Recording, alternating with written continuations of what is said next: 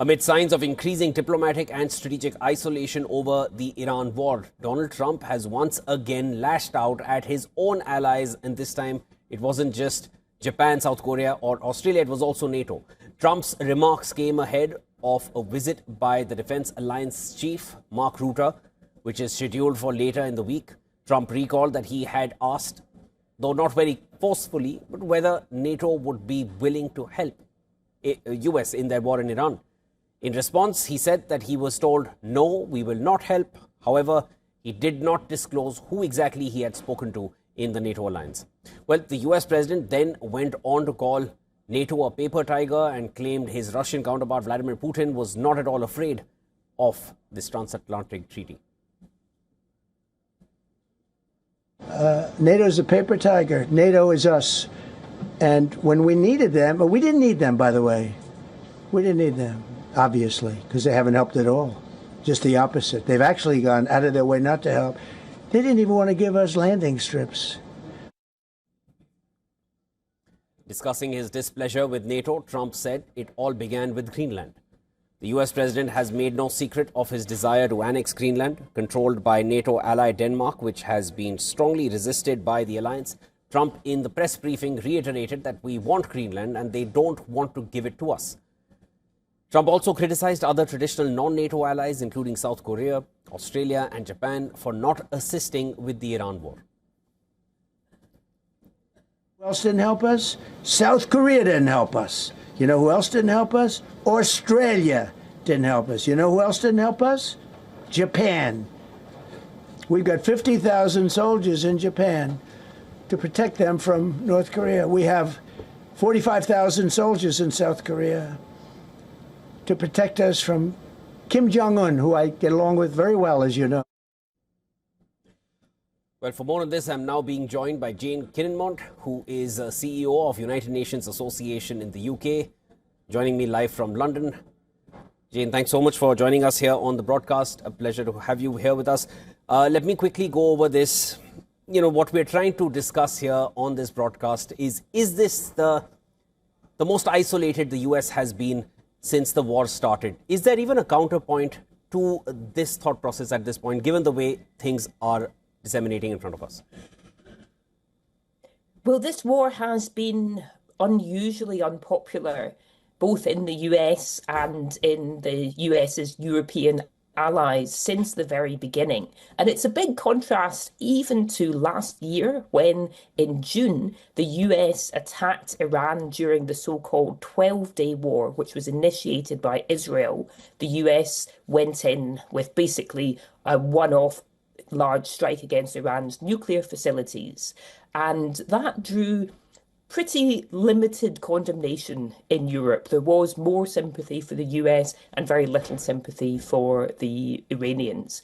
But fast forward to now, and this war has been roundly criticised by most of the European countries that the US normally relies upon. I think it has a great deal to do not only with the Middle East itself, but with the Trump administration's broader attitude to European allies, disparaging comments that have been made about their political systems, and even suggestions in the US's national security strategy that the US would work to undermine European governments because it disagreed with their approach to things like immigration and the culture wars. So we are seeing a pretty severe rift, but it may well be repaired in the future, especially once a different US administration comes in. That's interesting you bring that up, because that's essentially where I wanted to take this conversation next, Jane. The war will come to an end at some point. What happens to these alliances then? Because since Trump has returned to office, that rift with the European Union has only widened. The optics have not been great in terms of showing any sense of solidarity. The war between Russia and Ukraine, it continues. Poland saying we will not send out our air defenses, which, by the way, Poland has purchased. US wants them back because they need it in the West Asian region. Poland says no. Italy says we will not open our airspace. Spain says not at all, not allowed to use our air bases. France does the same. UK says we'll only there in a defensive posture. it's unprecedented to hear closest allies to be taking these kind of direct statements. And of course, nothing is lost when Donald Trump hits out at them in mostly unmeasured words. So how do you feel going forward after the war, this is going to play out?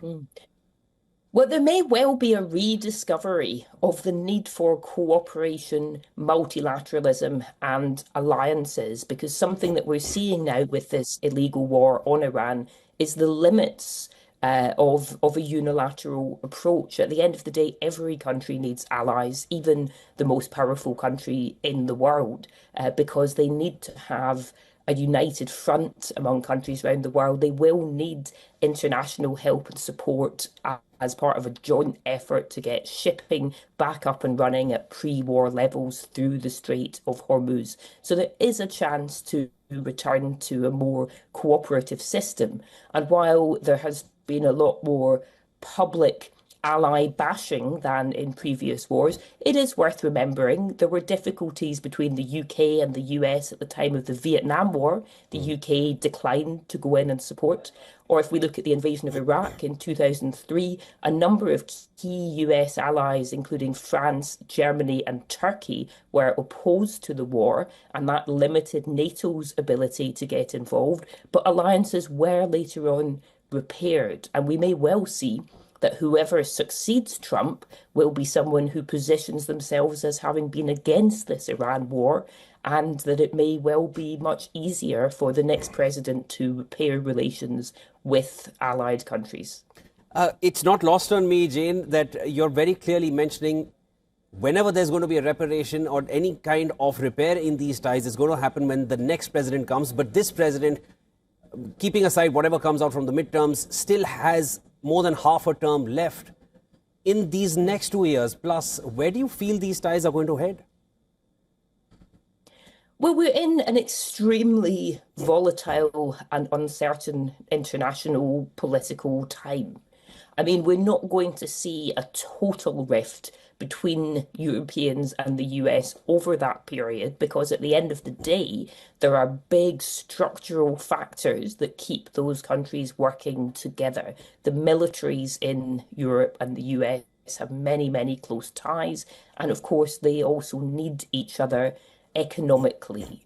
So while relations between politicians may be frosty and may be full of bad words, we are still going to see a lot of cooperation below that level, especially when it comes to the militaries and especially when it comes to business. But I think we will also see Europeans investing much more in what France has always called strategic autonomy, trying to strengthen their own defence spending and to strengthen themselves as a European bloc so that they can have somewhat more independence. And I think that is a long-term trend that will be playing out over years or decades to come, even when there is a change of president. I understand. Keeping aside the Iran war, Limfield, just look at the war taking place in the European region, Russia and Ukraine. With the way these fractures are emerging and the statements which are not at all consoling, fractures only becoming wider as you see more coming out from the White House, it's been rather subdued in response. It's not, I would say, just very limited statements coming out from most leaders in the Western region. How do you feel Russia looks at this? Because that war is very much on. The US has been the main backer for Ukraine. And with this kind of a discourse emerging from within the allies, does that embolden Russia even more? I think generally, Russia will be extremely pleased to see these deep cracks emerging within NATO, because one of Russia's strategic objectives is to weaken and undermine NATO. And part of their stated objective for invading Ukraine was to prevent Ukraine from ever joining NATO. It's more complicated than that, but that was their stated objectives. So if they see NATO destroying themselves, then from their point of view, that's a very positive thing. They will also be hoping that the Iran war distracts Europeans and Americans from focusing on Ukraine. And as an oil exporter itself, Russia does stand to benefit economically. At the same time, Russia's position in the Middle East isn't quite what it was. If you look back to the time of the uprising in Syria, Russia went in to support the Assad government very brutally. You know, they attacked protesters and helped the Assad government put down an internal uprising. Compare with today, when their support for their partner Iran is much more under the radar and not really something that is decisive. So we are seeing that, you know, Russia's position as a security partner in the Middle East is taking a bit of a beating from this war as well. But that's not necessarily good for the region. It's just something that we can note, you know, that neither Russia nor China is really emerging as a force that can dramatically change the dynamics in a region that remains heavily, heavily dependent on the US in many ways. That leads me to the next point, Jane, and I'd like to, conclude our conversation with this one. Donald Trump said NATO is a paper tiger, NATO is us. There is no NATO without the US is what he's implying. Can NATO continue if US eventually decides we're pulling out? Because Trump has teased that point, and one would not give much weightage to that. But given the way Trump has been in Trump 2.0, he's really gone ahead and done things that one would never have imagined him to do. Is there a NATO without US? No, and NATO without the US would not be the NATO that we have known.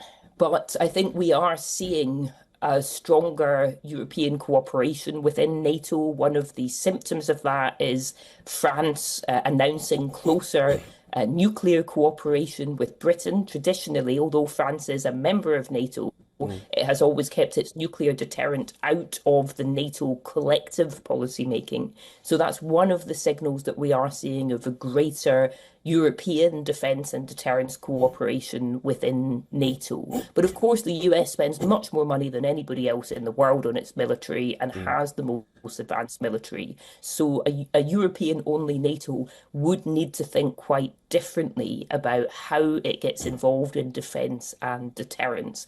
And it may have to look for a different model that does also involve more partnerships beyond NATO and more investment in conflict prevention and diplomacy, because it will take many years to get back to replace the kind of defence spending that the US has had.